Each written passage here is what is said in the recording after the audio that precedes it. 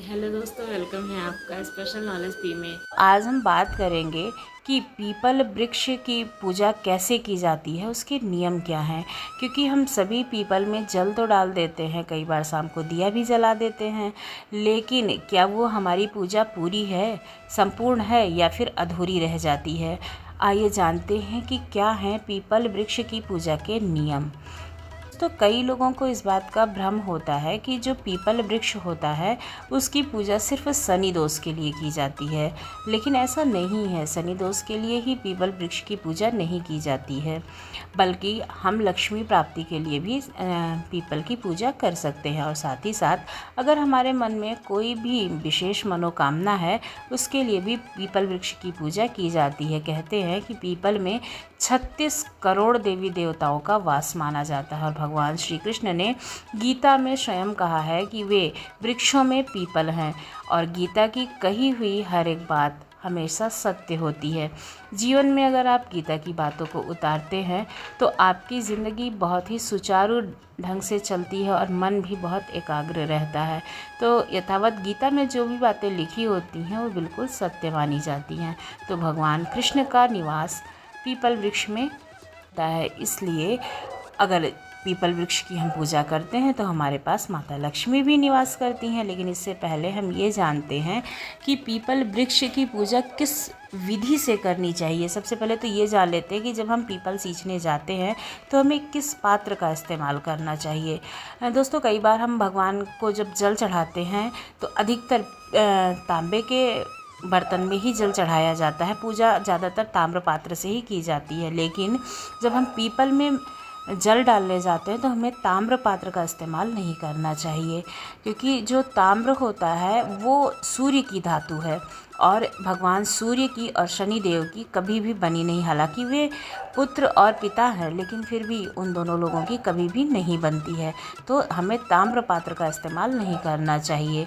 हो सके तो लोहे के बर्तन जो है लेकर के जाएं जल चढ़ाने के लिए। आप किसी भी लोहार से बर्तन बनवा सकते हैं, कोई भी लोटा या ग्लास टाइप का, उससे आप जल चढ़ाने जा सकते हैं। लेकिन अगर आप ऐसा नहीं कर सकते हैं, किसी कारण ऐसी सुविधा नहीं है, तो आप स्टील के बर्तन से भी जल चढ़ा सकते हैं, क्योंकि स्टील में भी लोहे का कुछ अंश माना जाता है। तो आप स्टील के बर्तन से भी जल चढ़ा सकते हैं ले जा कर के। बात आती है कि जल कब चढ़ाना है, किस प्रकार की पूजा संपूर्ण मानी जाती है। कई बार हम लोग सिर्फ जल चढ़ाते हैं सवेरे जा कर के, तो वो अधूरा है। हमें पीपल की पूजा दोनों टाइम करनी होती है। कई बार कोई भी नौकरी कर रहा है, जॉब कर रहा है, शाम को लेट आया, उसने जाके दिया नहीं जलाया, तो वो पूजा अधूरी मानी जाती है। एक बार आप अगर किसी भी चीज़ से बेहद परेशान है तो आप पीपल पूजा अवश्य कीजिए। और 11 दिन खाली करना होगा, 11 शनिवार। रोज़ रोज़ करने की ज़रूरत नहीं है, सिर्फ शनिवार ही आपके लिए काफ़ी है। और 11 शनिवार काफ़ी कोई बहुत ज़्यादा समय भी नहीं होता है, तो आप लेकिन सही ढंग से पूजा कीजिए। सवेरे आप सूर्योदय होने के बाद में जाइए, पीपल पर जल चढ़ा के आइए, क्योंकि अंधेरे में पीपल पर जल नहीं चढ़ाना चाहिए। कहते हैं कि उस टाइम पे दरिद्रता का वास होता है, तो इसलिए जब सूर्यास्त हो जाए उसके बाद में और सूर्योदय से पूर्व कभी भी पीपल पर जल नहीं चढ़ाना चाहिए। जब सूर्योदय हो जाए, उगते सूरज के टाइम पे ही आप जाएं और जल अर्पित करें पीपल देवता को।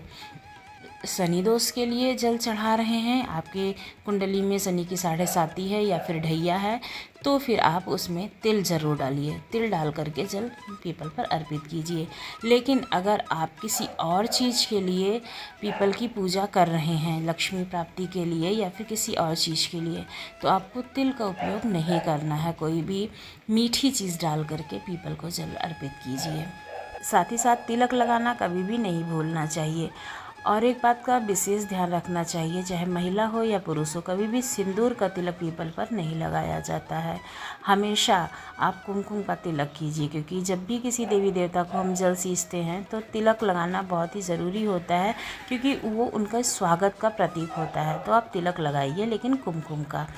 तो इस तरह से आपको पीपल पर जल डालना है और फिर प्रदक्षिणा करके, यानी कि 7 बार घूम करके फिर वापस आ जाना है अपने घर के लिए।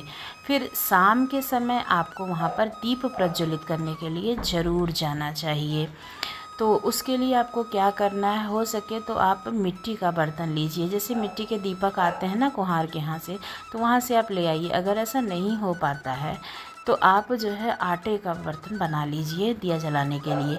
लेकिन एक बार जले हुए दिए में कभी भी दूसरी बार दिया नहीं जलाना चाहिए, ये सबसे अशुभ माना जाता है।